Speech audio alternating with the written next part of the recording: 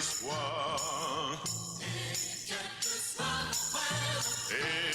que soit le Dieu que tu vénères, ou quelle que soit ta foi, pax minibus, pax minibus, pax minibus, pax minibus.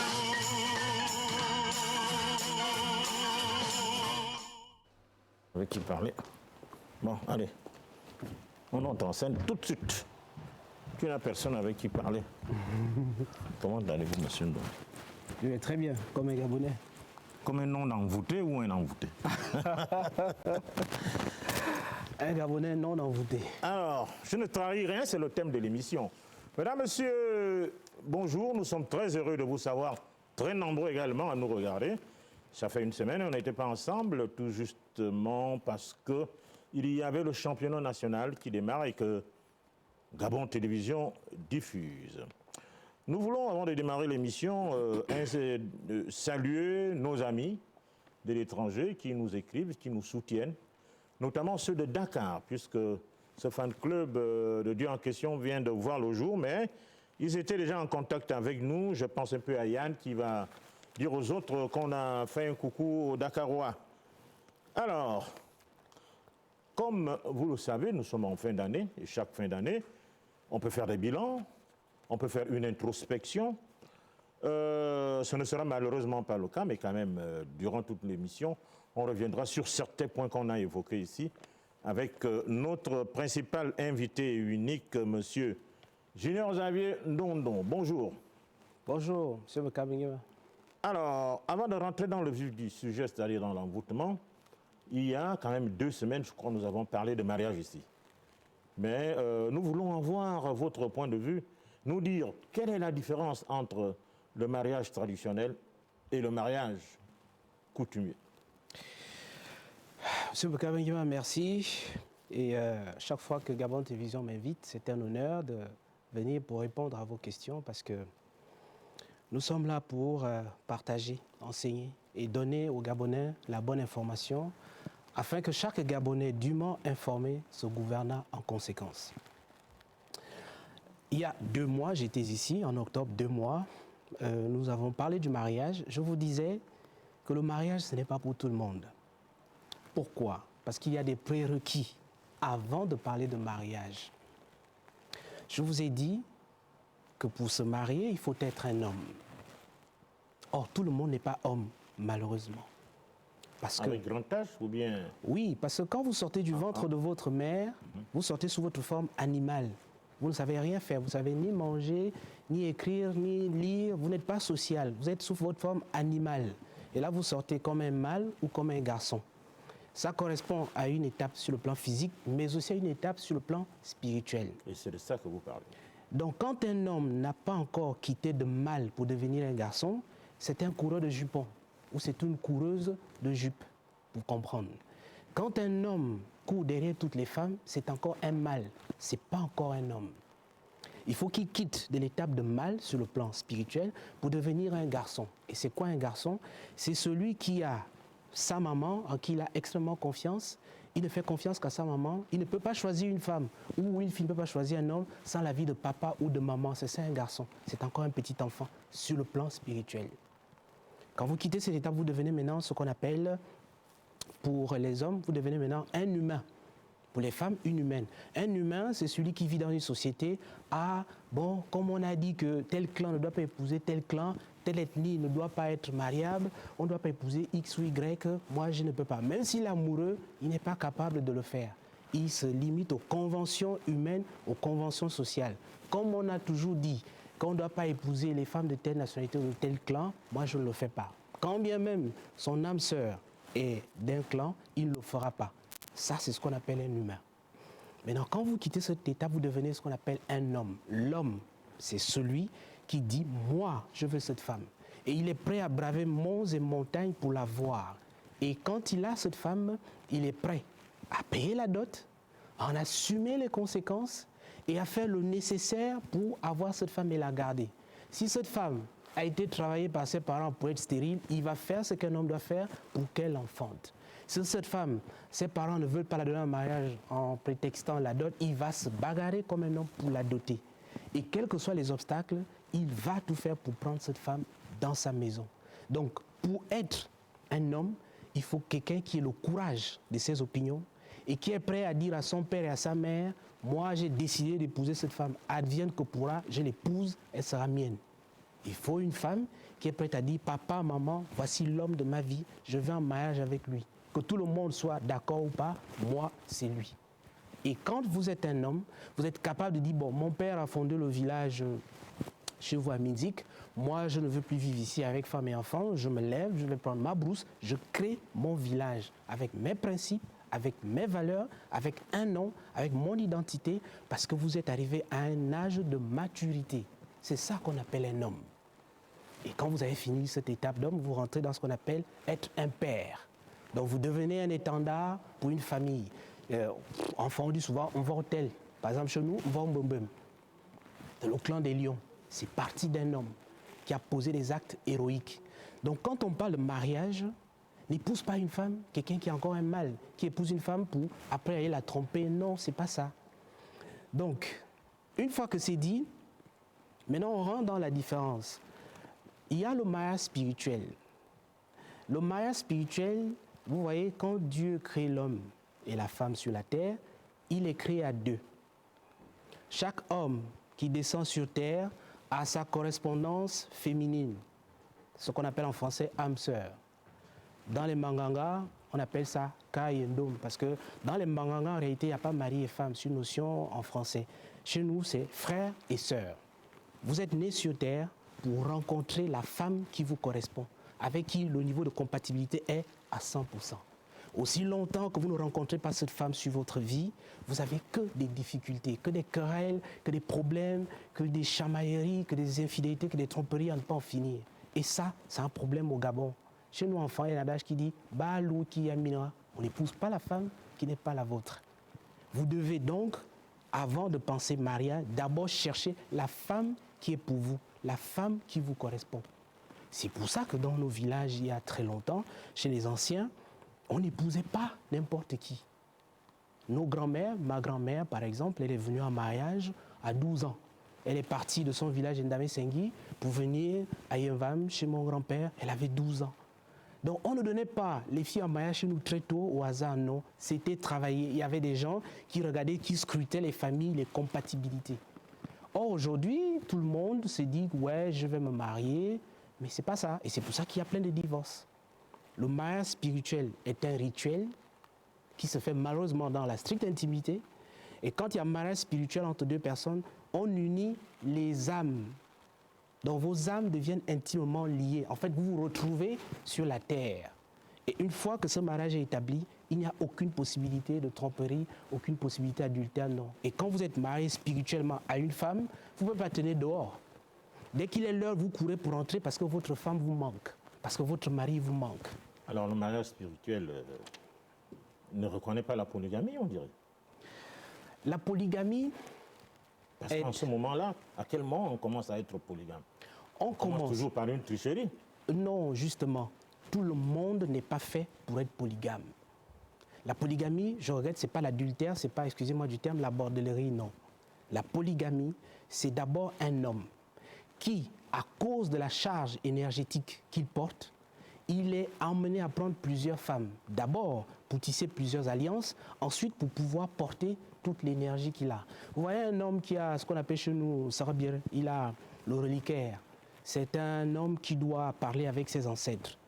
Une seule femme ne peut pas entretenir toute cette énergie. Il a besoin de plusieurs femmes, donc de plusieurs alliances pour le faire. Vous voyez, quand vous devenez un homme, vous avez fait votre village, vous avez besoin d'avoir des alliances, des alliés. Vous êtes donc emmené à prendre plusieurs femmes pour tisser des alliances, parfois pour les respecter. Or, aujourd'hui, quelqu'un qui veut satisfaire ses bas instincts parce qu'il n'est pas encore, il a encore un mal dans son esprit, il veut juste courir derrière toutes les femmes qu'il voit, il pense faire la polygamie. Non. Quand vous faites la polygamie, vos femmes sont dans la même maison, elles partagent la même cuisine, les enfants sont élevés de la même manière, il n'y a aucune différence entre l'enfant de tel et de tel. Et quand ces enfants se présentent chez nous les femmes, il dit « je suis tel de tel clan », Du clan maternel, il commence à citer tous ses oncles maternels. Parce que quand vous êtes polygame, vous assumez que vous avez plusieurs femmes, plusieurs alliances, plusieurs énergies que vous gérez. Je vous ai dit ici une fois, la femme, c'est la puissance de Dieu. Donc si vous n'êtes pas déjà capable de gérer toute l'instabilité, toute la puissance qu'une seule femme contient pour la canaliser, comment voulez-vous gérer 2 ou 3? Ce n'est pas possible, c'est du suicide. C'est pour ça que beaucoup d'hommes ne passent pas un certain âge, ils sont fatigués, ils meurent. Parce qu'ils n'arrivent pas à gérer la puissance de la femme. N'est pas homme qui veut et ne prend pas femme qui veut. La femme, c'est la puissance de Dieu. Alors tout à l'heure, tu parlais d'intimité lorsqu'il s'agit du mariage spirituel. Oui. Alors, et le mariage coutumier? Le mariage coutumier, c'est un mariage dans les principes coutumiers qui ont été établis chez les Fans, les Pounous, les Akélés, les Nzébi, etc., etc. Ça se fait encore aujourd'hui. Le problème, ce n'est pas ça. C'est qu'aujourd'hui, simplement, il y a lieu de le codifier parce qu'il y a un peu trop de désordre. C'est-à-dire qu'il y a des rituels qui ne sont plus exécutés correctement, il y a de la supercherie, d'autres qu'on a ajoutés, d'autres importés, et des gens qui ne donnent pas réellement avec sincérité leur fille en mariage. C'est un peu tout ça qu'il faut modifier, mais le mariage coutumier, il se pratique toujours. Alors, on va parler de l'envoûtement, c'est le thème de notre entretien ce jour. Et je voudrais dire aux téléspectateurs que ce thème va faire et pourra faire l'objet de plusieurs épisodes. Permettez-moi de donner une petite indication sur le mariage qui est importante. Vous voyez, quand vous rencontrez la femme de votre destinée, votre vie change. Cette femme devient un apport, un supplément pour vous permettre de développer le potentiel qui est en vous. Parce que c'est cette femme qui vous correspond. Aussi longtemps que vous n'êtes pas marié avec la bonne femme, avec la bonne énergie, vous n'avez que des problèmes, vous n'allez rien réussir dans la vie.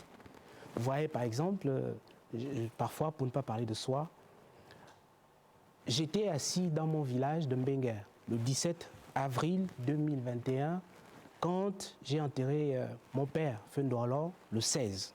Je me suis assoupi l'espace de 2 secondes, mes yeux se sont ouverts et j'ai vu mes ancêtres, délégation, m'amener une femme à la main. Ils m'ont appelé, papa, oui, viens, nous t'avons donné une femme.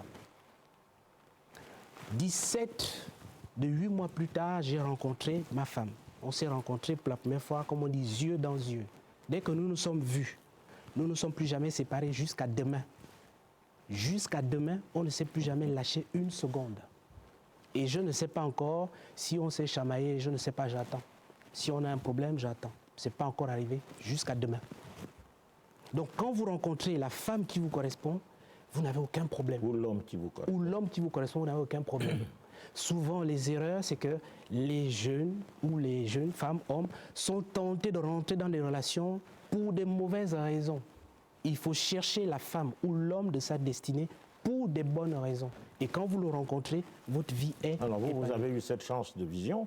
Alors... Oui, mais justement, les autres feront comment? Parce que c'est pour ça que je suis à la tête d'une organisation qui remet les pendules à l'heure. C'est parce que j'ai fait l'exercice que j'indique souvent aux Gabonais, l'exercice de reconversion d'abord à Dieu. C'est parce que je me suis d'abord connecté à Dieu, le Dieu de mes pères, de mes ancêtres, que maintenant mes ancêtres se sont dit, bon, ce monsieur-là, il a trop souffert avec les mauvaises unions, avec les mauvaises femmes. Il est temps qu'on lui donne la femme qui lui correspond. L'univers s'est organisé, les planètes se sont alignées de façon tout à fait hasardeuse pour qu'il y ait cette rencontre. Et dès que la rencontre s'est faite, les choses sont rentrées dans l'ordre. Ceux qui nous suivent veulent savoir comment se connecter à ce Dieu. On ne va pas refaire une émission sur ça. Non, pas du tout. En quelques minutes. Je vous ai déjà dit, pour vous connecter à Dieu, c'est simple. Parler à Dieu, c'est la chose la plus facile à faire.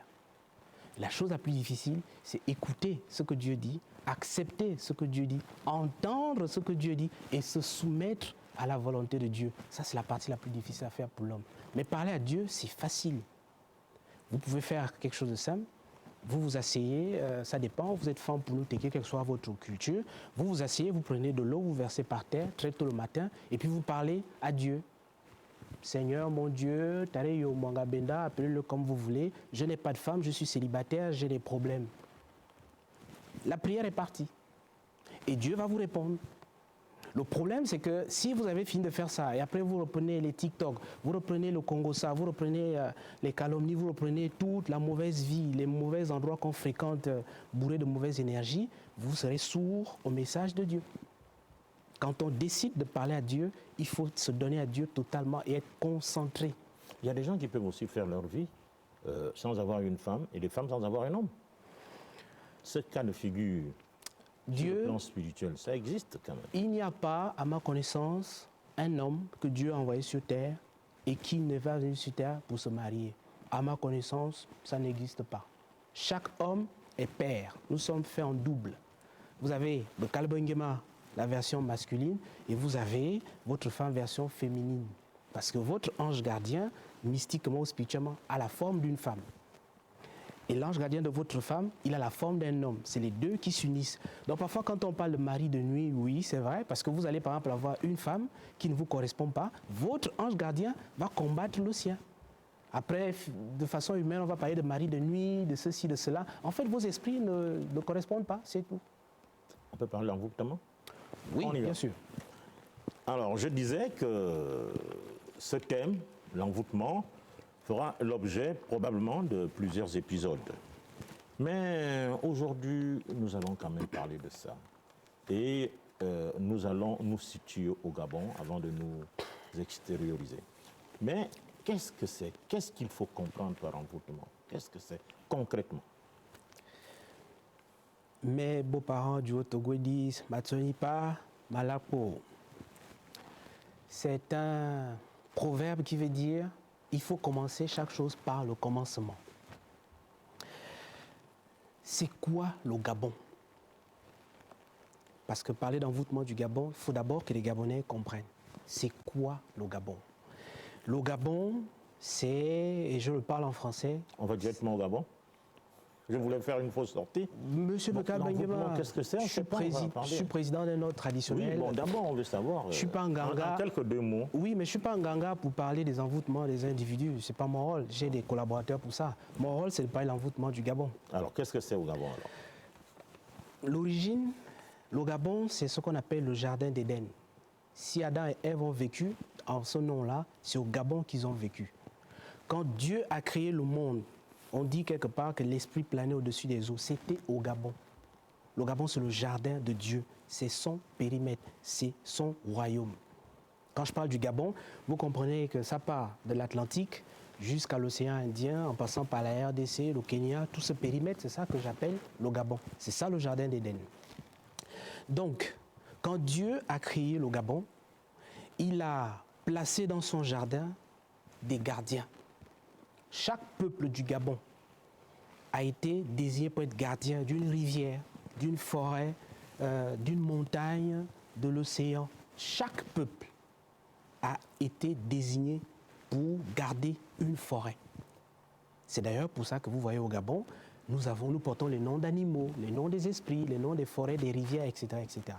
Alors donc, qu'est-ce qui s'est passé au Gabon? Ce qui s'est passé au Gabon, c'est qu'il y a très longtemps, ceux qui étaient les gardiens du Gabon, pour toutes les raisons du monde, on ne va pas leur faire un procès, ont vendu leur onction. Ils ont commencé à ne plus faire leur travail, protéger la terre du Gabon. Parce que pour vous envoûter, pour envoûter le Gabon, même s'il y a un conglomérat international aujourd'hui qui travaille à réactualiser l'envoûtement du Gabon, ça ne peut pas se faire sans l'approbation et l'accord des Gabonais. Pour envoûter les Mienais, les Pounous, les Fans, les Kota, on a besoin des gardiens de ces peuples-là. On a besoin de connaître où il y a les reliques de ces peuples-là pour pouvoir les envoûter. Comparaison n'est pas raison. Quand Dieu a créé, je prends un exemple pour que les Gabonais comprennent, vous voyez, dans la Bible, on parle, le Dieu d'Israël, il a créé le peuple d'Israël, il leur a donné ce qu'on appelle une relique. L'Arche de l'Alliance, avec les tablettes de la loi écrites de la main de Dieu par Moïse, etc. Vous connaissez le narratif. Donc, il a écrit parce que eux, c'est un peuple écrit. Nous, au Gabon, on est un peuple de l'oralité. Donc, qu'est-ce que Dieu a fait? Quelle est la relique que Dieu nous a donnée? Dieu nous a donné l'iboga, qui est le moyen de connexion pour parler avec lui. Il nous a donné pour relique la cithare. Quand la cithare parle, c'est la parole de Dieu qui sort, parce que nous sommes un peuple d'oralité. Quand je parle de cithare, vous comprenez le lendé, l'omvette, et c'est ça l'instrument par lequel Dieu parle. Donc quand Dieu parle au peuple gabonais, la cithare, le mungongo parle. Parce que nous ne sommes pas un peuple de l'écriture, nous sommes un peuple de l'oralité. Donc, qu'est-ce qui s'est passé? Ceux qui étaient les gardiens de ces reliques au Gabon, qu'est-ce qu'ils ont fait? Ils se sont détournés de leur mission. Ils ont embrassé des religions étrangères, ils ont embrassé des dieux étrangers et ils ont jeté ces reliques que Dieu leur a données sur le bas-côté. La preuve, aujourd'hui, vous arrivez au Gabon, il n'y a pas un monument dans ce pays pour l'Iboga, pour la cithare. Mais il y a plein de monuments pour des religions étrangères, pour des idoles, pour des dieux étrangers. Voilà l'origine de l'envoûtement. C'est-à-dire que, je vous prends des cas pratiques. Voyez-vous, on est ici dans l'estuaire. Il y avait un peuple côtier chez les Mienais qu'on appelle Njia. J'en ai parlé il y a un an sur ce plateau. Qu'est-ce qui s'est passé? C'était des guerriers, des Mienais. C'était des guerriers, donc quand ils allaient en mer, ils étaient imbattables. Tous les navigateurs qui venaient sur nos côtes ne voyaient que du feu, parce qu'ils faisaient tomber leurs bateaux et ils les massacraient. D'ailleurs, une guerre entre les Hollandais et les Gabonais. Et les Blancs ne comprenaient pas quel est ce peuple qui vient, qui nous attaque, qui nous tue, et quand on part, on ne les voit jamais. Vous savez ce qui s'est passé? Les Blancs sont venus par la confession d'un prêtre catholique, et il faut le dire, qui a convaincu un membre de ce clan d'aller se confesser à l'église. Il est allé livrer les secrets de son clan à un prêtre catholique. Le prêtre catholique allait voir ses frères hollandais, il a livré les secrets d'Njia. Quand les Blancs sont arrivés, ils ont juste allumé une torche indigène, ils ont soufflé et le village est apparu et ils ont massacré 300 personnes. Vous croyez que quand ces gens-là sont morts, même si on accuse les Hollandais, la faute vient de qui? Un des leurs. Voilà l'origine de la chute du Gabon, la déchéance et de l'envoûtement. Ça s'est fait il y a plusieurs siècles. Les exemples, je peux vous prendre un exemple.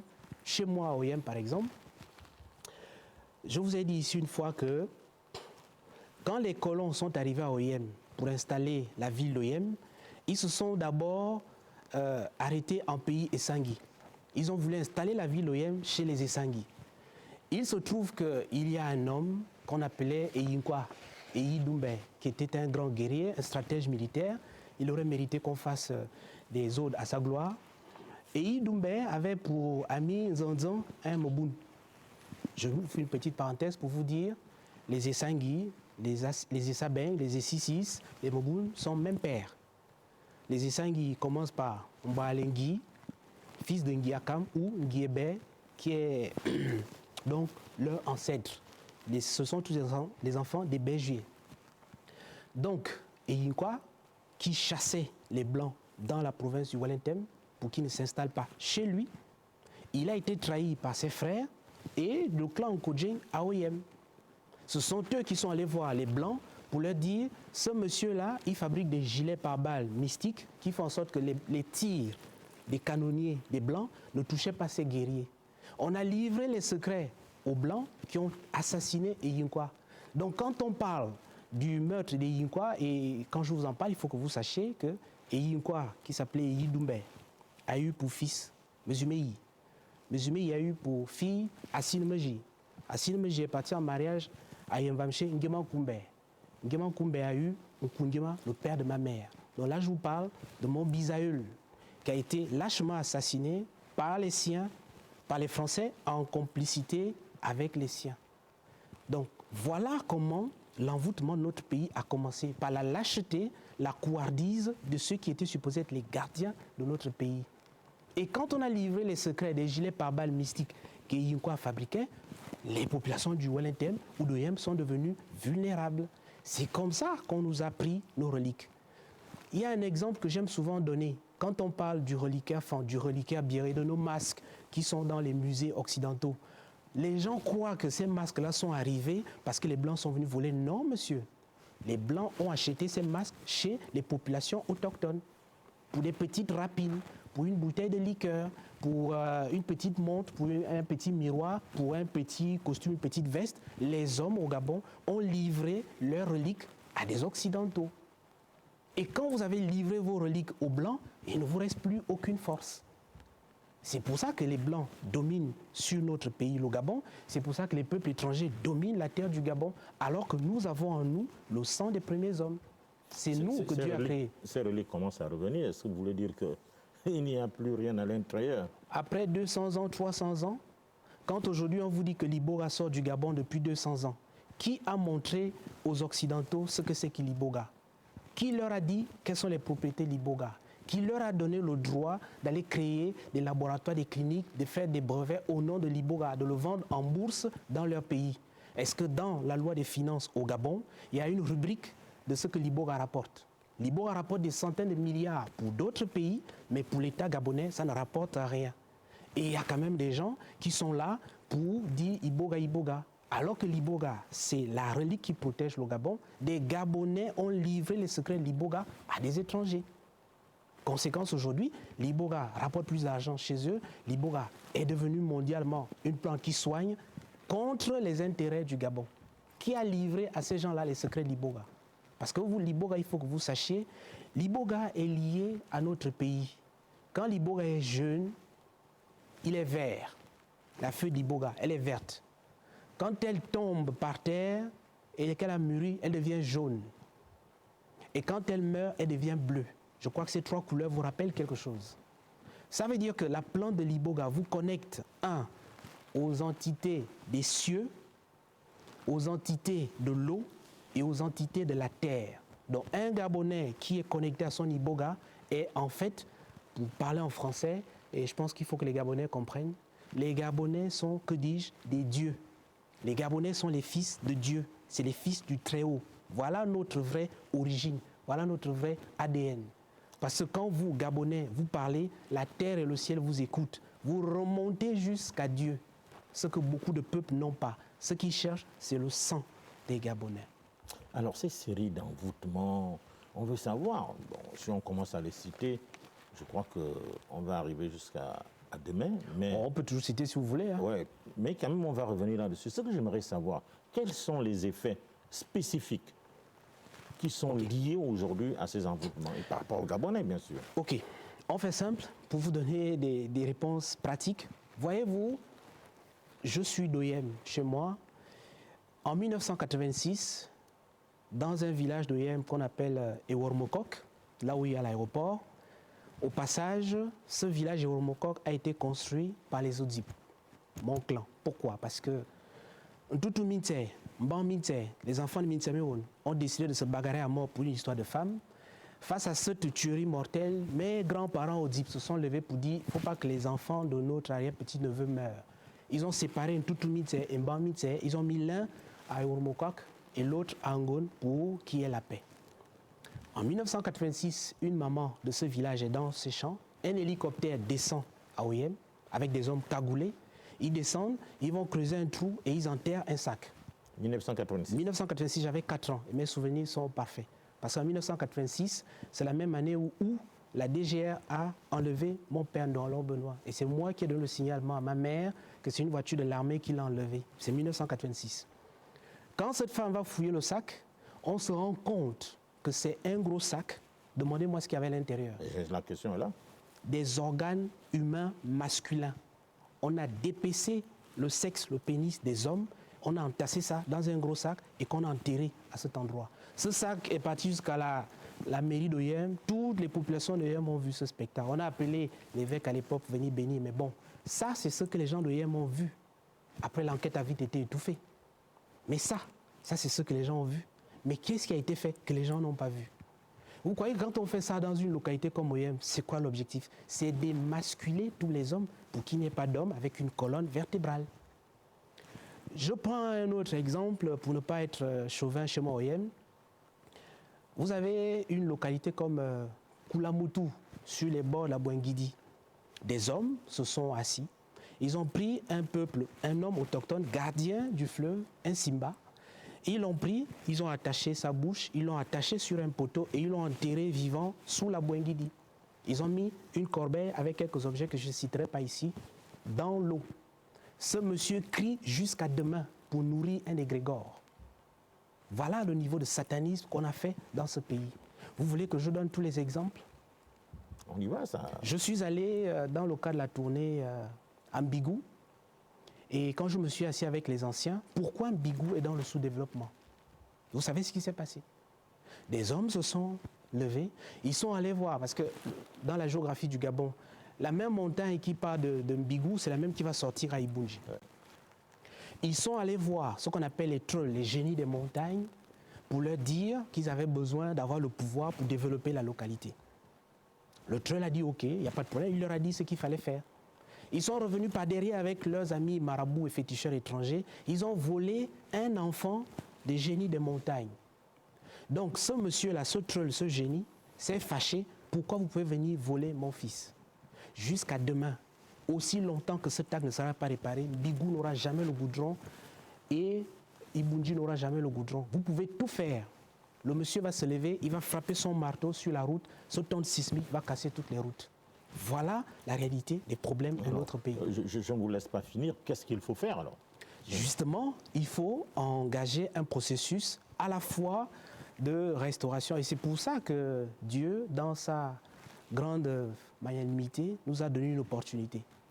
Voyez-vous, tout ce que je vous dis, je vous prends un exemple pour que vous compreniez, parce que c'est Dieu qui désenvoûte le Gabon.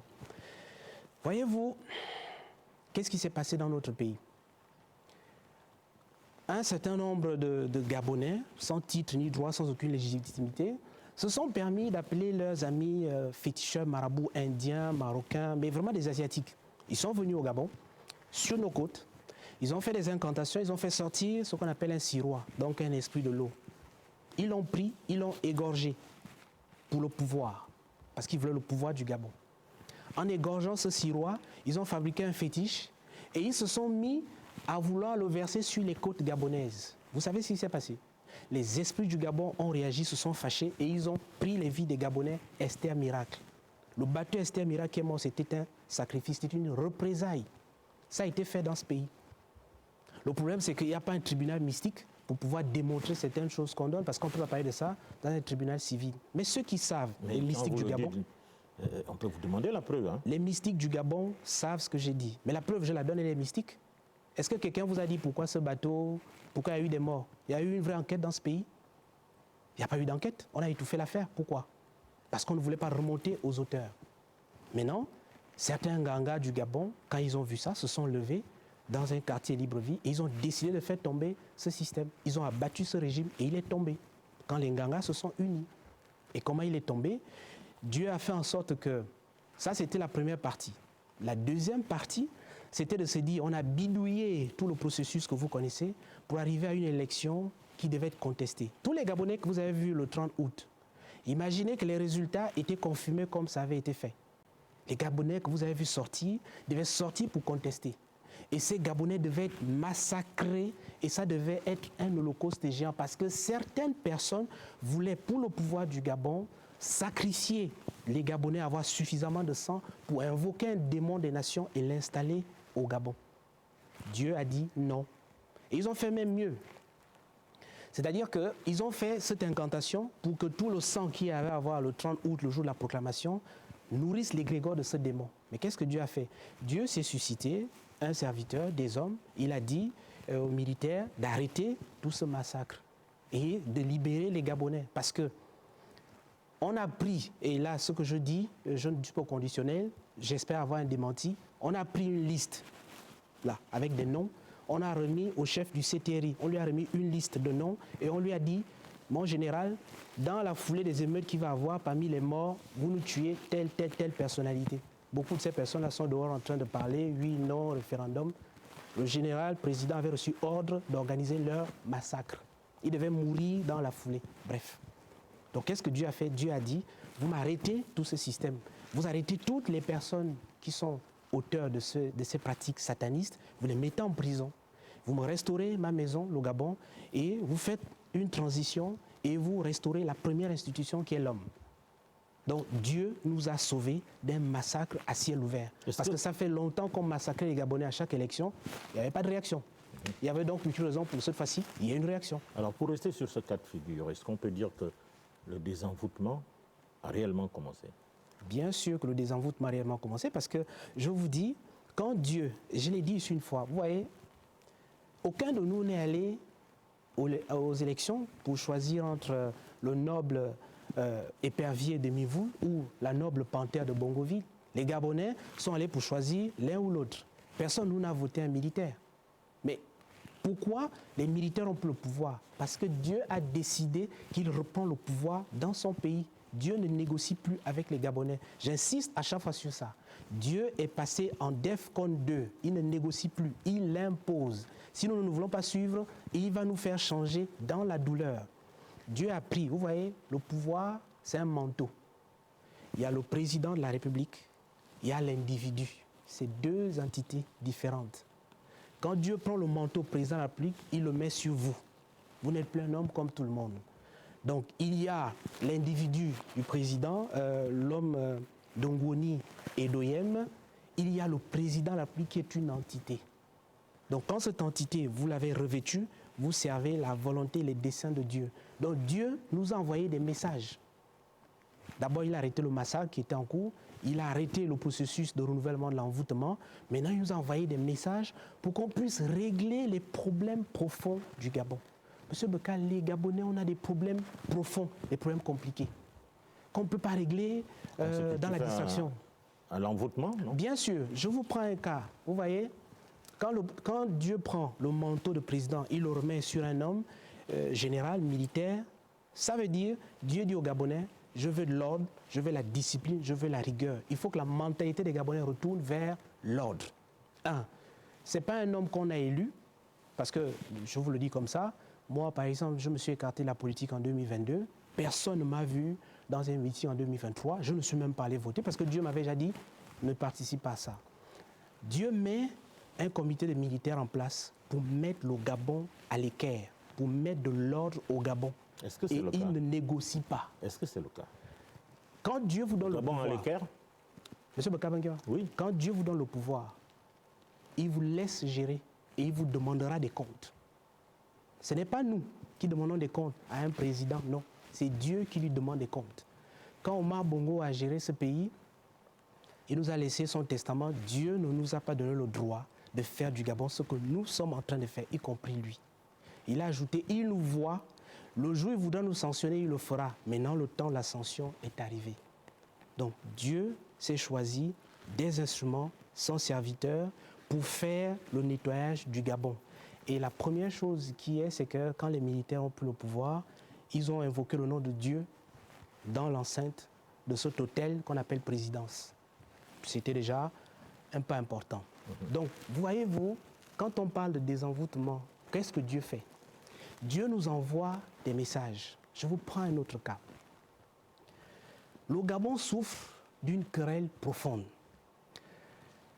Les Batékés qui ont le pouvoir et les Fans se battent. Il y a un groupe de Fans, les extrémistes Fans, qui considèrent que le pouvoir du Gabon, c'est leur pouvoir, parce que le premier président est Fan. C'est eux qui doivent récupérer leur pouvoir. Les Fans passent le temps à dire que les Tékés sont incompétents, c'est des jouisseurs, c'est des ambianceurs, c'est des incapables de développer le Gabon, ils ne foutent rien, ils détournent l'argent. Voilà le narratif qu'ils disent ici et ailleurs. Les Batékés disent, ah oui, les Fans sont violents, ils sont xénophobes, ils sont tribalistes, si vous leur donnez le pouvoir, ils vont vous disparaître, ils vont faire disparaître les Bilop, c'est pas bon. Cette querelle-là fait du mal au Gabon. Et Dieu est là, il nous regarde. Vous n'imaginez pas le nombre de vies qui ont été détruites à cause de la querelle entre les Batékés et les Fans qui se battent pour un pouvoir qui ne leur appartient même pas. Qu'est-ce que Dieu fait? Dieu envoie un message. Il met à la tête du Gabon un homme qui est Téké et Fan pour vous montrer que vous devez être un. Parce qu'aux yeux de Dieu, à quoi ressemble le Gabon aujourd'hui? Le Gabon ressemble à quoi? Le Gabon ressemble à une maison où vous avez les Fans qui ont le riz, les Tékés qui ont le gibier, la viande, les Mienais ont le poisson, les Pounous ont l'huile, les Akélés ont les assaisonnements, les Kotas ont l'eau, les Vili ont les allumettes, les Obamba ont le gaz et par exemple les Lumbus, ils ont les jus. Préparez maintenant la nourriture pour que vous tous vous puissiez manger. Non, chacun se bagarre d'abord pour vouloir montrer que c'est moi, c'est moi, c'est moi, c'est moi, c'est moi. Pendant ce temps, vous mourrez de faim. Et Tario, Nana Ngomening, le père et la mère du Gabon sont là, ils regardent les Gabonais. Depuis des années, cette querelle dure. À quel moment les Gabonais vont prendre conscience que nous sommes un? Quand, et là c'est... Ce sont toujours là les effets de l'envoûtement. Bien sûr, ce sont les effets. Je vous donne quelque chose, c'est gratuit, c'est un secret que je donne gratuitement. Le pouvoir du Gabon, c'est le pouvoir des félins. Les félins. Le totem de Tarambaminko Léon, c'est la panthère. C'est un essoquet. C'est une panthère. Le totem de Omar Bongo, c'est la panthère. Le totem d'Ali Bongo, c'est la panthère. Le totem du général président, c'est la panthère, pas sa mère.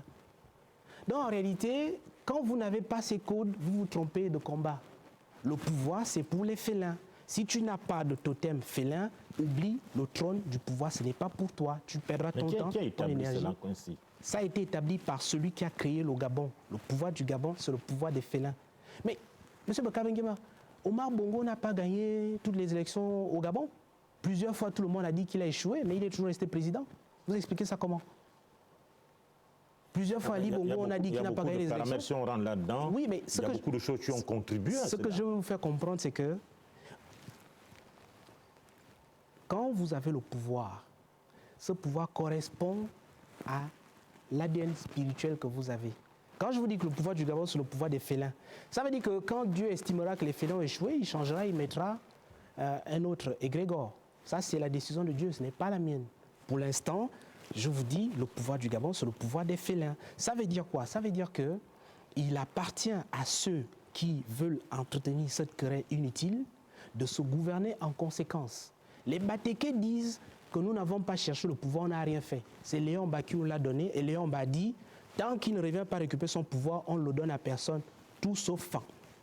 Les Fan disent, ah non, Léon Ba c'est notre frère, c'est notre pouvoir, nous devons le récupérer, bagarre. Voilà la réalité du Gabon.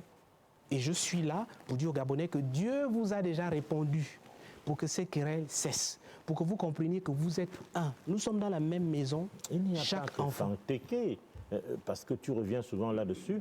Est-ce que ceux qui ont des ambitions, ceux qui croient avoir un destin national aujourd'hui, ne sont que Téké et Fan? Non, je vous ai dit que ce n'est pas une affaire d'ethnie, c'est une affaire de clan. Il faut être un félin. Si tu n'es pas un félin, il faut oublier. Même si tu persistes, tu vas te faire mal, tu mourras gratuitement. Parce que ce fauteuil va te rejeter.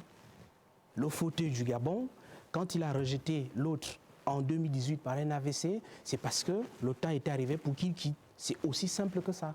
Donc ce n'est pas la peine de forcer le destin, de vouloir arriver à des positions. Ça ne sert à rien. C'est Dieu qui donne, c'est Dieu qui choisit qui est président.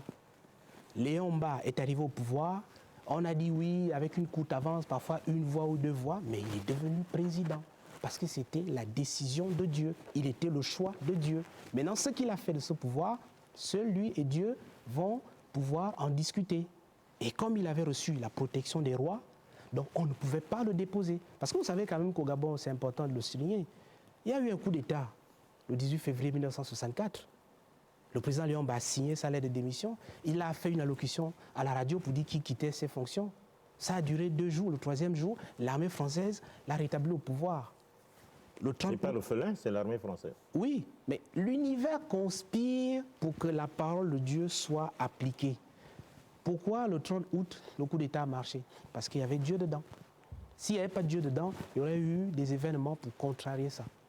Voilà comment il faut comprendre Dieu. Dieu parle tantôt d'une manière, tantôt d'une autre. Avec autant d'oppression, avec autant d'envoûtement.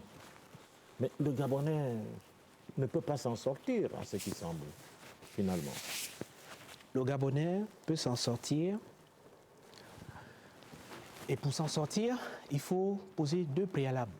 Le premier, c'est que quand Dieu vous parle, écoutez Dieu non pas pour répondre à Dieu, mais pour comprendre. Le deuxième préalable, c'est que dans toute situation, la première chose à faire, c'est d'abord de reconnaître qu'on a un problème. Et bien sûr, pour trouver une solution.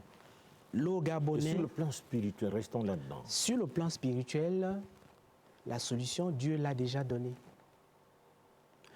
Quand je suis assis avec vous en train de parler, je ne parle pas de moi, ni de ma politique, ni de tout ce que je fais. Je parle de ce que Dieu me montre sur le Gabon. Donc Dieu est en train de parler aux Gabonais au moment où vous et moi nous sommes assis. Au moment où certaines personnes prennent la parole ici ou dans d'autres médias, des hommes de Dieu, Dieu parle aux Gabonais. Dieu parle, c'est ouvert. Dieu parle de toutes les manières, mais est-ce que les Gabonais veulent entendre? Les Gabonais ne comprennent pas ceci. Vous voyez, M. Beka-Benguima, c'est simple. Si vous allez aujourd'hui faire une petite activité économique dans votre village, ce sont les gens de Midi qui vont être les premiers à vous combattre. Mais si un Burkinabé vient dans votre village ouvrir une boutique, tout le monde va lui ouvrir les bras. Le Gabonais n'aime pas son frère. Donc les envoûtements qui ont été faits avaient 3 buts.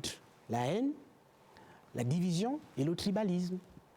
Donc il faut que le Gabonais comprenne qu'un Gabonais comme soi n'est pas ton problème.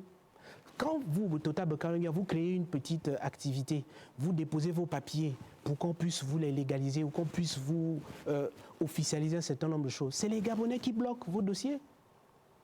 Vous allez dans n'importe quel bureau aujourd'hui, un Gabonais qui se lève, qui se bat quelque part pour faire sa petite activité, pour nourrir sa famille, pour se débrouiller, c'est les Gabonais qui sont les premiers à le combattre, à le bloquer, à le dénigrer. Je n'ai pas souvent vu les Gabonais dans ce pays dénigrer les Maliens, les Libanais, les Burkinabés qui sont des hommes d'affaires prospères, non. Mais dès qu'un Gabonais essaie de construire une maison, le Gabonais est toujours là en train de dénigrer son frère. Vous livrez 10 bâtiments propres, neufs, le Gabonais ne dit rien. Mais dès qu'il y a une contrefaçon, une erreur sur le 11e bâtiment, c'est là que le Gabonais fait le bruit à son frère. Donc c'est nous-mêmes qui avons nourri tous ces égrégores, ces fétiches qui ont été plantés. C'est nous-mêmes, Gabonais. Les autres sont venus pour nous envoûter à cause de la richesse que nous avons. Mais nous-mêmes, Gabonais, nous avons nourri ces égrégores. Nous ne voulons pas changer de voie. Le Gabonais n'aime pas voir son frère réussir. Quand un Gabonais réussit, c'est toujours un autre Gabonais qui conspire pour venir lui faire des blocages. Les agents de la mairie de Libreville, vous n'allez jamais les voir aller torturer les Libanais, les Marocains, les Sénégalais, commerçants. Non, ils ne torturent que les Gabonais. Les agents de l'administration des douanes, des impôts, etc., vous n'allez jamais les voir infliger des amendes aux Libanais, aux Marocains, aux Sénégalais, aux Français. Non, ils les infligent qu'aux Gabonais. Vous croyez que quand quelqu'un est dans une école, il est professeur de lycée et collège, il décide de coucher avec les jeunes filles, est-ce que c'est le président de la République qui lui demande de faire ça? Quand quelqu'un va à l'hôpital, il refuse de soigner un Gabonais comme lui parce qu'il n'y a pas 5 000, parce qu'on n'a pas payé la consultation. C'est le président de la République qui doit aussi venir faire ça. À un moment, il faut que les Gabonais comprennent que, oui, le conglomérat international a planté des fétiches chez nous pour nous diviser, pour qu'il y ait la haine, pour qu'il y ait le tribalisme, c'est vrai. Mais à un moment, nous devons faire l'effort d'inverser la courbe. Alors cette prise de conscience, à ton avis, elle ne peut pas être collective, de but en blanc, du jour au lendemain, tout le monde décide d'être correct, elle doit quand même être d'abord individuelle. Et c'est à quel moment on peut rendre cela collectif? Quand vous êtes Gabonais, je vous ai dit ici une fois, M. Beka-Benguima, je ne connais pas beaucoup de Gabonais qui sont riches normalement. Il y a beaucoup de Gabonais qui sont dans la pauvreté. Riches normalement. Oui, beaucoup de Gabonais vivent mal dans la misère, la pauvreté, c'est vrai. Mais les Gabonais ont la possibilité de s'en sortir. Comment? Chaque jour, quand vous vous réveillez, au lieu de chercher d'abord TikTok ou Facebook ou le téléphone pour chercher les informations, le Congo, ça sur les autres, pour chercher à savoir ce qui ne va pas dans la vie du voisin, pour pouvoir aller rapporter. Non, levez-vous d'abord le matin et dites-vous, ah, mon grand-père est décédé. Pour faire honneur à mon grand-père, qu'est-ce que je peux faire aujourd'hui? Qu'est-ce que je peux faire dans ma vie? Je suis célibataire. Il faut que je me batte pour pouvoir épouser une femme, pour honorer mon grand-père. Ça devient votre challenge de la journée ou de la semaine. Au lieu de passer votre temps dans les bars, dans les débits de boissons, de passer votre temps à dénigrer les autres. Parce que dès qu'un Gabonais fait quelque chose de bien, c'est le Gabonais, son frère, qui vient le dénigrer. On ressemble à un panier de crabes. Et nos familles sont des paniers de crabes. Et le Gabon, en général, est devenu un panier de crabes sur tous les plans. Dès que vous faites quelque chose de bien au Gabon, on ne regarde pas la bonne idée que vous voulez régler le problème. Non, on est toujours en train de dire, mais il veut venir montrer quoi? Lui, c'est qui? C'est l'enfant de qui? Pourquoi c'est lui qui vient construire ici? Pourquoi il construit en dur? Pourquoi il ne construit pas ceci? Voilà la mentalité du Gabonais. Et donc, pour se désenvoûter, il y a la participation du Gabonais. Parce que Dieu fait sa part. Mais chacun de nous, Gabonais, doit aussi faire la sienne. On ne peut pas tout vouloir remettre à Dieu. Ce n'est pas Dieu qui nous a envoûtés. Ta part par rapport au Conseil national de rite et tradition du Gabon, qu'est-ce que vous préconisez? Ma part, c'est qu'en tant que président, j'ai travaillé avec un certain nombre de Nganga pour dire plus de fétiches étrangers au Gabon. On a dit à tous les marabouts et féticheurs étrangers de quitter le Gabon. Mais vous savez ce qui se passe? C'est possible? Oui, c'est possible. Certains Gabonais comme vous et moi vont voir en sourdine leur saracolé ami pour leur dire « Oh oui, ce qu'il raconte, c'est des bêtises. Lui, c'est qui? Il n'est rien du tout, il n'est rien au Gabon. Il n'a aucun statut, aucun titre. Continue à faire nos business. » Pourquoi? Parce que, vous voyez, par exemple, là, il va avoir un remaniement sous peu. Les crimes rituels ont repris. On recommence encore à enlever les gens pour faire des crimes rituels parce qu'on veut le pouvoir, du sang. Mais ça, c'est dans la tête des Gabonais que ça se passe. Je parle, je pose des actes, mais il faut que la majorité des Gabonais comprennent la nécessité pour nous de changer et changer de vie. Parce que la misère dans laquelle les Gabonais vivent... Mais ça marche aussi, hein. Oui, mais... Monsieur Bekabengema, quand vous... Je l'ai dit ici une fois, la première fois que je suis arrivé sur votre émission, je vous ai dit, tous ceux qui ont tué au Gabon, tous ceux qui ont volé l'argent du Gabon, vous avez 6 mois pour demander pardon. Passez ce délai, Dieu va faire de votre vie un enfer. L'année 2025 qui s'approche, c'est une année de justice et de rétribution. Ceux qui ont souffert, qui ont travaillé, vont être rétribués justement. Ceux qui ont passé le temps à faire du mal vont être rétribués malheureusement. 2025, Dieu va faire la justice au Gabon. Les gens qui ont fait du mal au Gabon, leur chute a déjà commencé. Les gens qui ont fait du bien, leur gloire a déjà commencé. Ce n'est pas moi qui le dis, c'est Dieu qui le dit. Et c'est comme ça qu'il passe ces messages. Maintenant, à charge pour les Gabonais d'avoir l'oreille sensible pour écouter. On vous dit que des gens sont venus dans votre pays pour vous envoûter, planter des fétiches partout, dans les carrefours, dans les rivières, dans les fleuves, avec la complicité des gardiens de vos villages qui ont été corrompus. C'est vrai. On ne va plus s'attarder sur ça. Maintenant, on vous dit, Dieu vous dit, j'ai fait en sorte qu'on puisse désenvoûter votre pays. Je l'ai fait dans les mondes supérieurs. Il est temps maintenant que chaque Gabonais le fasse sur le plan humain. Traduction, il est temps que chaque Gabonais prenne conscience, 1, que notre pays a été envoûté, nos vies ont été envoûtées, nos vies ont été vendues. 2, ce n'est pas définitif, parce que Dieu, quand il révèle quelque chose, il nous donne la solution. 3, la solution, c'est que nous devons changer notre façon de voir la vie, notre façon de nous comporter. Le tribalisme qu'il y a entre les Gabonais, ce n'est pas normal. La garde républicaine, 90% des effectifs, c'est le Haut-Ogooué. L'administration des douanes, 80% des effectifs, c'est le Haut-Ogooué. Le trésor public, 80%, c'est Haut-Ogooué, Ogooué-Lolo. Quel pays on veut construire comme ça? Le poste de secrétaire général à la présidence de la République, les miens se sont assis dessus, ils jugent qu'il n'y a que eux pour s'asseoir sur ça, comme s'il n'y a que eux qui ont fait l'école. Quel pays on veut construire comme ça? Voilà pourquoi je dis, dès qu'on a pris la primature, on a enlevé ce fan l'estuaire, ils ont fait le bloc pour dire que les autres fans du Wellington ne sont pas des fans. Dès qu'on a donné ça à un fan de Yem, les gens l'estuaire se sont mis à boycotter le Premier ministre à l'époque. Voilà la mentalité des Gabonais. Voilà notre niveau de réflexion. Chez moi, au Yem, quand on a nommé le Premier ministre, l'actuel, qui est mon oncle maternel, qu'est-ce qui s'est passé au Yem? Les Nkodjeng de la commune de Yem, pour la plupart sont mes neveux, les Nkodjeng se sont coalisés pour dire qu'il faut combattre ce Premier ministre-là parce qu'il a commis le crime de ne pas être Nkodjeng de la vie. Quand bien même c'est leur neveu et c'est sacré, ils ont dit non. Donc vous voyez que ça, c'est ce qu'on appelle le tribalisme. Il n'y a pas que entre Teke et Fampounou, non. Là, je vous parle d'Oyem. Entre les Nkodjeng et les autres, c'est du tribalisme. Ça, il faut que nous changions ça parce qu'on doit comprendre que quand les Gabonais passent le temps à se diviser, ça profite aux autres.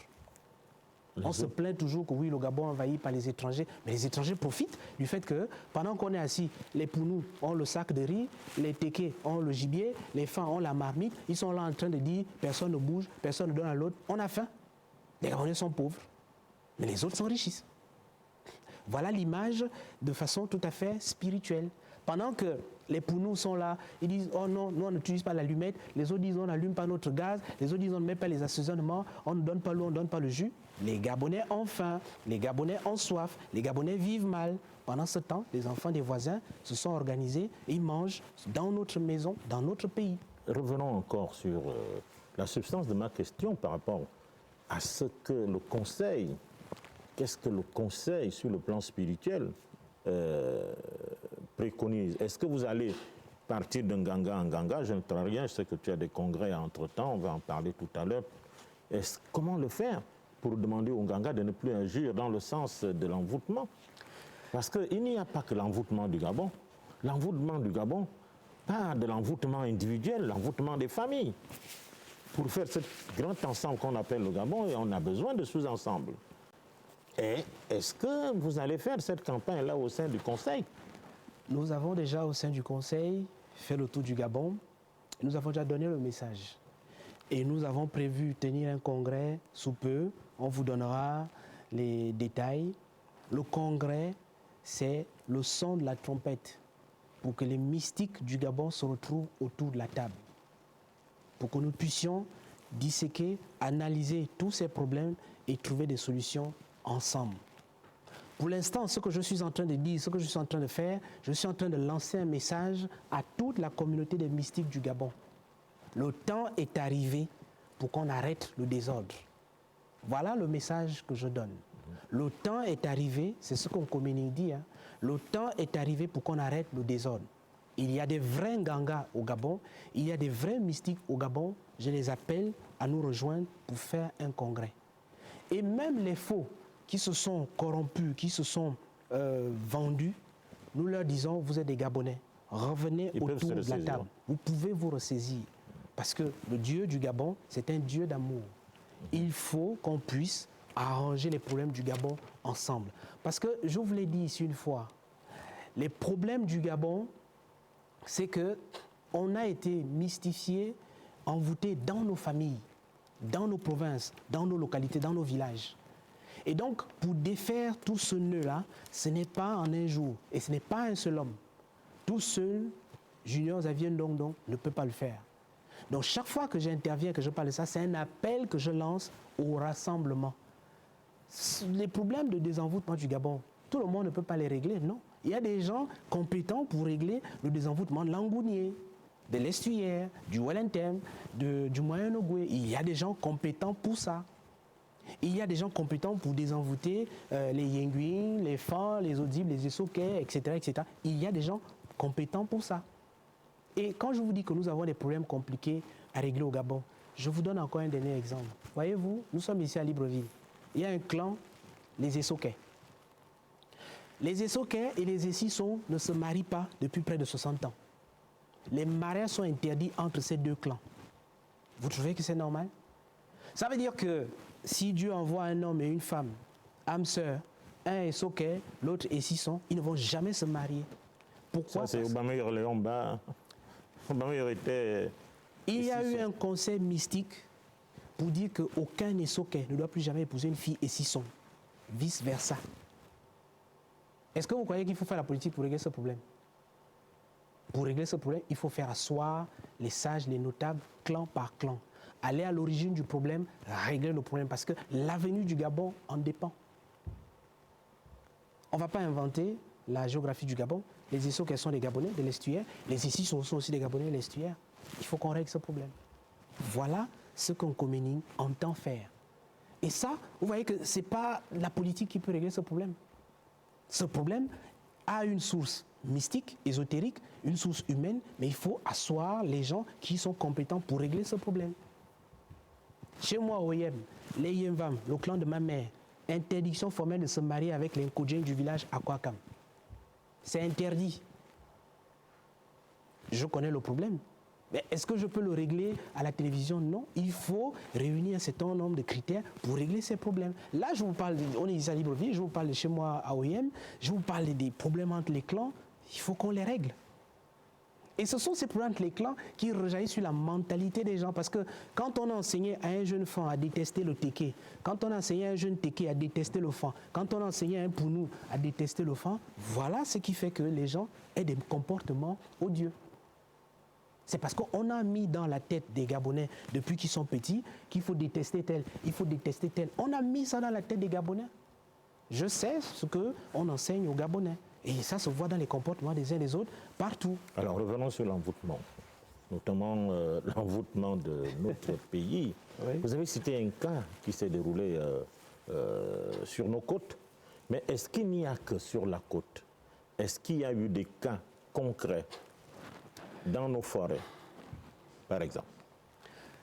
M. Bokabangema, je vous ai dit à l'entame de l'émission que si on cite les cas pratiques qu'il y a eu au Gabon, il faut faire toute une émission. Non, on ne parle pas seulement de code, on veut savoir. Je vous ai donné un cas à OIM, je vous ai donné un cas à Koulamoutou, je vous ai donné un cas à Mbigou. Si vous voulez qu'on parle de ces cas-là, on ne va pas finir l'émission. Bon, on ne va pas finir l'émission. Voilà. Je pense aussi que vous devriez normalement essayer d'édifier l'opinion. Bon. C'est ce que nous sommes en train de faire quand vous avez la latitude de nous inviter, parce qu'on vient ici sur invitation et d'être reçu. On dit aux Gabonais la vérité que Dieu nous demande de dire. On dit aux Gabonais que les Gabonais ont beaucoup crié à Dieu. D'accord? Les Gabonais ont crié à Dieu. Et Dieu a répondu à l'ensemble de leurs cris.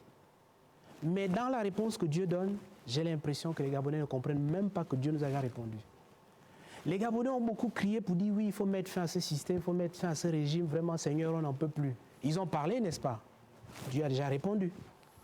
Mais depuis que Dieu a répondu, est-ce que les Gabonais ont dit merci à Dieu? Non. Et les signes par lesquels Dieu a répondu, est-ce que les Gabonais percutent sur les signes? Non. Dieu nous a répondu. Mais il faut aider, mais tout le monde n'a pas la même vision, la même capacité de lecture que toi. Dieu nous a répondu en faisant en sorte que il évite à notre pays un bain de sang. Parce que le 26 août dernier, 2023, il y aurait eu un bain de sang. Ceux qui ont invoqué un sirois et qui l'ont égorgé avaient pour ambition d'envoûter le pays pour au moins 30 ans et prendre le pouvoir du Gabon pour eux. Dieu a répondu. Dieu a dit, par exemple, que les fonctions au Gabon, du moins les fonctions suprêmes, présidence, premier ministre, gouvernement, directeur général, les fonctions d'autorité, voici ce que Dieu a dit. Ces fonctions ne doivent être occupées que par des Gabonais de souche, de pères et mères, qui parlent les langues du Gabon. Quand Dieu a dit ça, et que certains ont voulu mettre ça dans la Constitution, les mêmes Gabonais, certains sont allés dire non, c'est du tribalisme, c'est la xénophobie, parce qu'ils ne veulent pas écouter ce que Dieu dit. Dieu dit, il faut protéger mon pays. Quand le peuple d'Israël, Dieu dit dans la Bible, ne vous mariez pas aux femmes étrangères, préservez votre race. Est-ce que vous avez entendu quelqu'un bouder? Non. Mais pourquoi quand c'est le cas du Gabon, on boude? Parce qu'on n'écoute pas la voix de Dieu. Pourtant Dieu parle. Parce que Dieu veut que les Gabonais préservent la pureté de ce qu'ils sont. Nous avons perdu le combat de la quantité au Gabon. Nous ne sommes malheureusement pas nombreux. On tient à peine dans 2-3 Iveco, les femmes, les poules, les quotas. Nous sommes condamnés à gagner le combat de la qualité. Mais pour gagner le combat de la qualité, il faut que le Gabonais arrête d'être jaloux de son frère. Il faut que quand un homme gabonais réussit, on célèbre sa réussite et on se dit, il faut que je fasse aussi comme mon frère. Il faut, chez nous les femmes à l'époque, il y avait cette saine concurrence. Quand votre enfant gagne le BPC, tout le monde est content.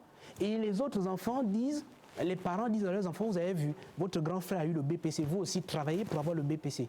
Mais aujourd'hui, qu'est-ce qui se passe? Dès que votre enfant a le bac, on dit « Oh, c'est un bac acheté, oh, c'est un voleur, il s'est chez l'école, etc., etc. » On est négatif. Et c'est rentré dans notre mentalité. Donc, qu'est-ce que Dieu nous dit aujourd'hui? Il est temps de changer. Parce que si vous refusez de changer, de toute façon, il va vous faire changer de force. Est-ce qu'une catégorie de spiritualité importée n'est pas venue tuer ces efforts mystico-spirituels qu'on Il y a une catégorie de spiritualité importée qui a tué ces efforts, c'est vrai. Mais est-ce que ça empêche aux Gabonais autochtones de se reconnecter à ce qu'ils sont? Quand vous, Bokal-Benguema, vous apprenez le fond à vos enfants à la maison, est-ce que c'est le président la pluie qui vous demande de le faire? Quand vous prenez vos enfants, vous les amenez à midi en vacances, ce n'est pas un décret du ministre ou du gouvernement. Quand vous apprenez à vos enfants votre arbre généalogique, le Ndanayon, Dengeng, ce n'est pas un décret.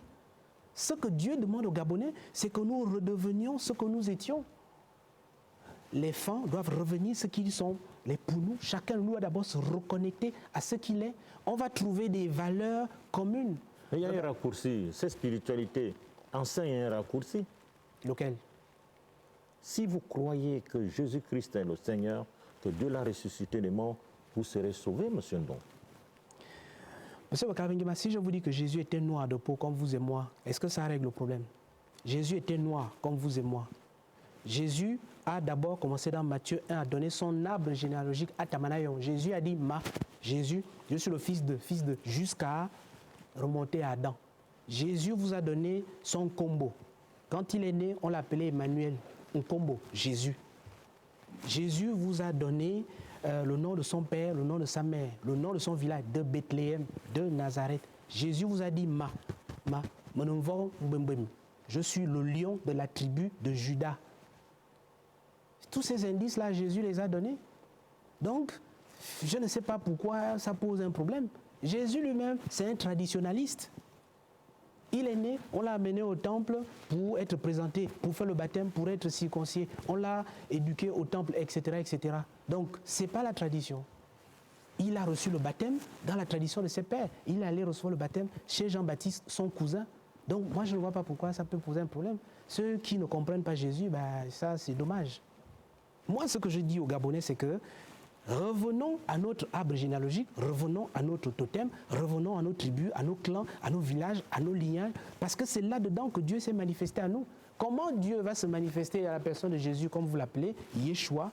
Dieu va se manifester chez lui, lion de la tribu de Juda, agneau immolé, de Bethléem, de Nazareth, fils de David, etc., etc. Et Dieu ne va pas faire ça pour le fan de Mbengue que je suis, ou pour l'Ongueng de Midi que vous êtes, ou pour le Pounou ou la Kélé. Il y a quelque chose qui ne va pas dans la tête. Dieu nous a donné l'iboga, il nous a donné la sitar pour qu'on puisse se connecter à lui et l'adorer. Nous prenons la sitar, l'iboga. Sans les deux, il n'y a pas de connexion.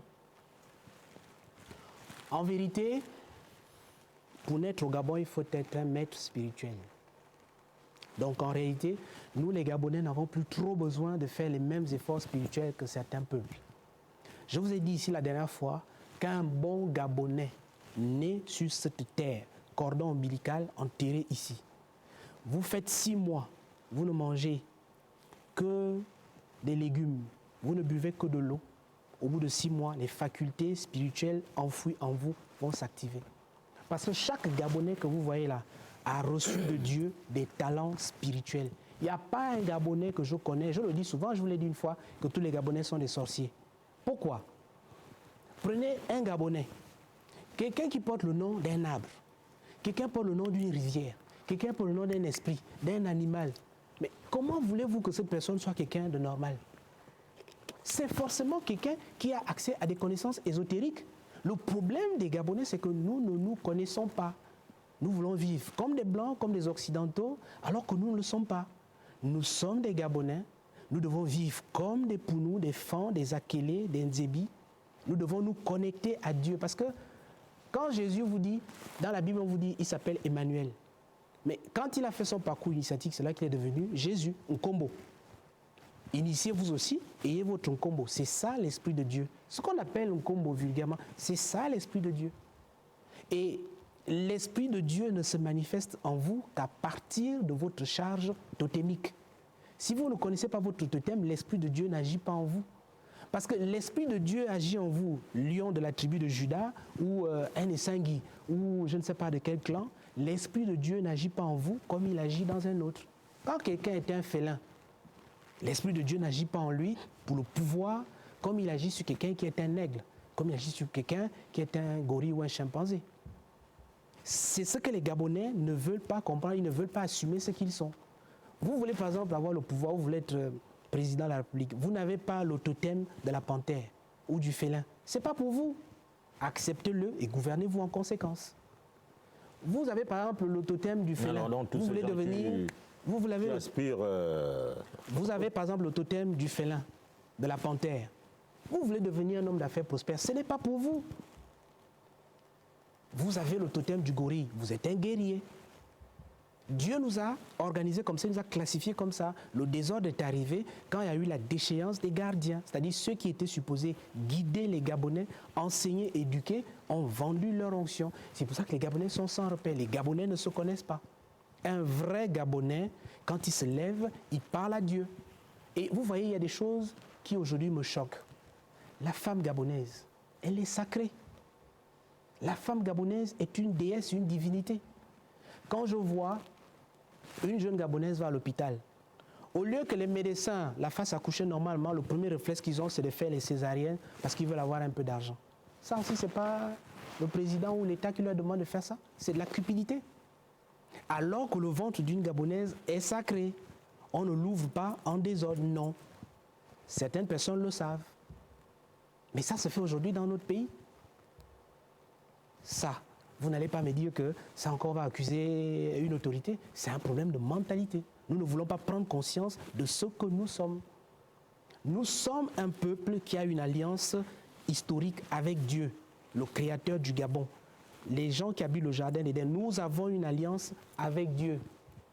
Cette alliance implique des sacrifices, cette alliance implique des privations. Maintenant, nous avons délaissé ces sacrifices et privations pour mener une vie comme tout le monde. Et ça donne le désordre actuel. Il y a des choses qui ne sont pas autorisées pour les Gabonais.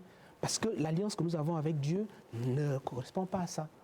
Et les gens qui sont venus envoûter le Gabon l'ont su. Ils ont su que ce qui protège ce pays, c'est l'Iboga, c'est la Sita, ce sont leurs reliques.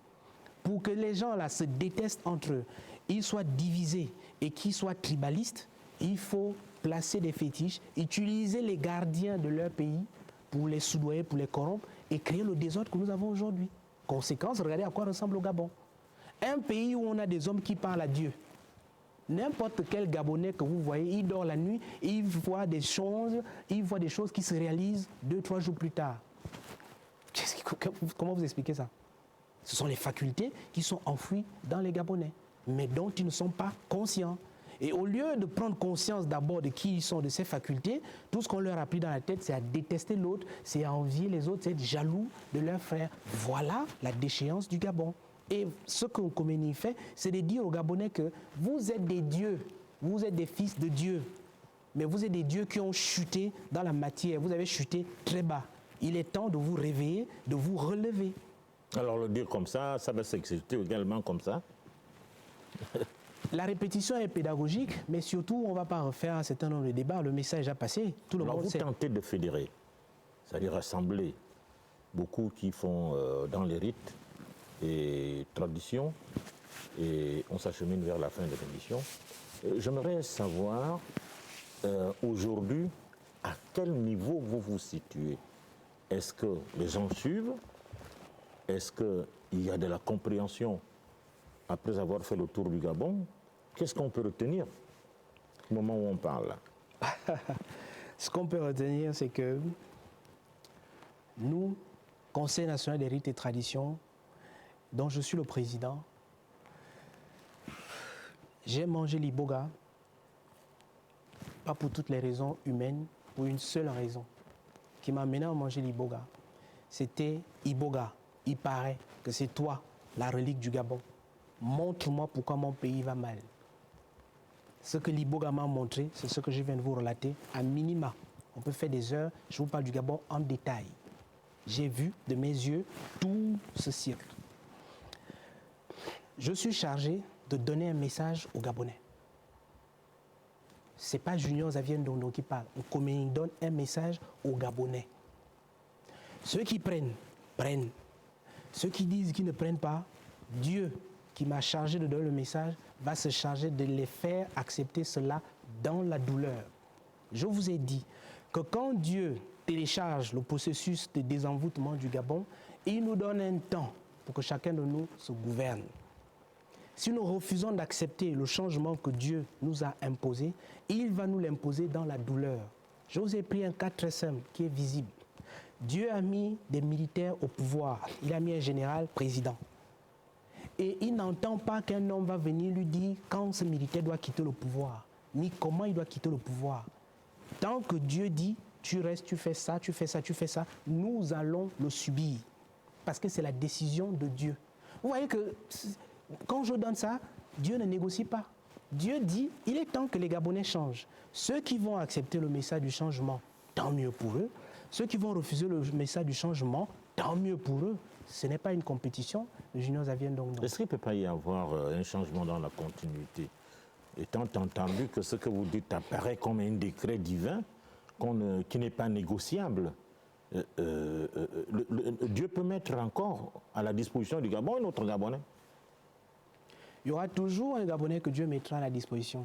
À l'époque de Léon Mba, vous et moi n'étions pas encore nés. À l'époque de Omar Bongo non plus. Dieu se choisit les hommes qu'il veut pour accomplir sa volonté. Quand Dieu vous a choisi, comme moi par exemple, pour faire la petite part de choses que je peux faire, vous devez être à l'écoute, vous devez faire la part que Dieu vous a demandé de faire. Et lui, il fait le reste. Ma part, c'est de parler, d'enseigner et de désenvoûter. Quand j'arrive dans une localité et que j'exécute un certain nombre de rituels, ce n'est pas Junior, c'est un communing qui le fait, pour désenvoûter un certain nombre de choses. Voilà la part que Dieu m'a demandé. Donne le message, fais en sorte que les gens écoutent et fais ta part sur le plan rituelique. Voilà la part qui est la mienne. Maintenant, quand vous nous donnez ce bel antenne Dieu en question, il faut qu'on parle de Dieu aux Gabonais. Parce que j'ai parfois l'impression que les Gabonais qui ont une très très forte alliance avec Dieu, j'insiste, ne comprennent pas Dieu. Chez les autres, on appelle ça pasteur, apôtre, prophète, prêtre, etc., etc. Mais chez nous, c'est ce qu'on appelle Nganga, Ngang. Voilà la version dans laquelle Dieu s'est manifesté à nous. Ce qu'on appelle Ngang, Nganga et Vet, c'est ça que Dieu nous a donné, avec toutes ces déclinaisons. Donc, nous voulons prendre ce que Dieu nous a donné. On jette par la fenêtre en disant que bon, les Nganga c'est diabolique, c'est démoniaque, c'est satanique, on met tout le paquet, l'iboga, on prend la cithare, on jette. Et on dit qu'on cherche Dieu. Non, c'est ça l'idolâtrie. Je m'évertue à le dire aux Gabonais, c'est ça l'idolâtrie. Vous ne pouvez pas aller à Dieu sans ce en quoi il vous a créé. Dieu vous a créé par tribu. Tout comme il a créé le peuple d'Israël, il y a telle tribu, telle tribu, telle tribu. Il nous a créé nous aussi avec nos tribus. Valorisons la tribu dans laquelle... Imaginez-vous que celui que vous appelez Jésus allait devant Dieu et il dit, moi je ne suis plus le lion de la tribu de Juda, d'ailleurs je ne suis plus membre de la tribu de Juda, moi je suis seulement Jésus, fils de Dieu. Ça n'a aucun sens. Un Gabonais qui veut adorer Dieu sans tenir compte de son totem, de sa tribu, de son clan, de son ethnie, de son ancestralité, ça n'a aucun sens. Voilà le message que Dieu donne. Il est temps que mon adoration revienne comme je l'ai voulu. Parce que quand vous adorez Dieu, quand les Pounous, les Fans, les Kota, les Ndébi, les Mienné, quand tous ces peuples se mettent ensemble pour une seule quête, la puissance du Gabon, la force du Gabon, c'est dans l'unité. Quand vous aviez souvent entendu unité, unité, unité, c'était le message de Dieu. Il faut réunir tous les Gabonais. Imaginez-vous, au Gabon, les Pounous, les Kota, les Ndébi, les Obamba, les Fans, les Mienné, unis comme un seul homme, pour un seul objectif, dire nous développons le Gabon. Ce pays va décoller en 2 mois. Parce que nous avons en nous le sang des dieux. Nous avons des talents divins en nous. Sauf que le désordre, l'envoûtement a fait en sorte que ces talents servent plus à nous nuire, à nous combattre, à nous faire du mal et non à nous élever. C'est le résultat de l'envoûtement du conglomérat international. Parce que ceux qui sont venus nous envoûter, je l'ai dit, ils avaient pour objectif de bénéficier du pétrole, du manganèse, du fer, de l'uranium, pour que ces richesses-là leur profitent à eux, leurs descendants, pas aux Gabonais. Et la preuve de ce que je dis, c'est que vous n'avez aucun Gabonais qui est riche, soit sans la politique. Ce n'est pas possible. Pour être riche au Gabon, il faut aller faire la politique. Alors que vous avez plein de Libanais, Marocains, Sénégalais, Français qui sont riches au Gabon sans faire la politique. Ce n'est pas normal. Il n'y a aucun pays au monde où vous avez la population autochtone qui est pauvre et c'est la population étrangère qui est riche. Le Gabon est un cas d'école. On va se séparer. D'accord? Alors, conclusion. Écoutez, la conclusion que je donne aux Gabonais, c'est que oui, notre pays a été envoûté. Oui, le conglomérat international a fait son travail de nous envoûter. Oui, c'est vrai. Oui, il y a des Nganga, il y a des gardiens qui n'ont pas joué leur rôle. Oui, c'est vrai. La solution, c'est que chaque Gabonais doit comprendre que Dieu, il est Dieu pour nous tous. Dieu n'appartient pas à un homme, à une religion, à une ethnie, à une organisation. Dieu qui nous a créés sait que nous sommes là au Gabon, ses enfants. Chaque Gabonais peut changer sa vie à partir d'aujourd'hui. C'est une question de décision, d'engagement et de fermeté. Si vous décidez de changer votre vie, de la confier à Dieu, Dieu va mettre tous les mécanismes en place pour vous sortir de votre condition. Si vous prenez la décision de suivre Dieu et de faire en sorte que le Dieu, c'est les principes qui tournent autour, votre vie va changer. Il faut que les Gabonais nous comprenions que les Pounous, les Kota, les Ndébi, les Obamba ne sont pas nos ennemis, ce sont nos frères. Les autres profitent de notre division pour s'enrichir et nous marcher dessus. Les autres profitent de notre mauvais cœur gabonais. Nous ne voulons pas voir l'autre réussir pour nous écraser. Il faut que le Gabon le Gabonais arrête de détester son frère, d'avoir la haine. Je sais que ce n'est pas facile quand on a un cas de tribalisme devant soi, mais nous devons faire des efforts, de nous supporter, de nous tolérer. Parce que la force du Gabon, la puissance du Gabon est dans l'unité. Le jour où les enfants du Gabon vont s'unir, nous serons le premier et la plus grande puissance du monde. Nkomeni Akobia. Alors, Nkomeni, merci d'être venu. Merci. On se retrouvera très prochainement. Mesdames, Messieurs, c'est la fin de cette émission. Merci de nous avoir suivis. On va se retrouver au prochain numéro. Au revoir. Que tu sois, et quel que soit le Dieu que tu vénères, ou quelle que soit ta foi.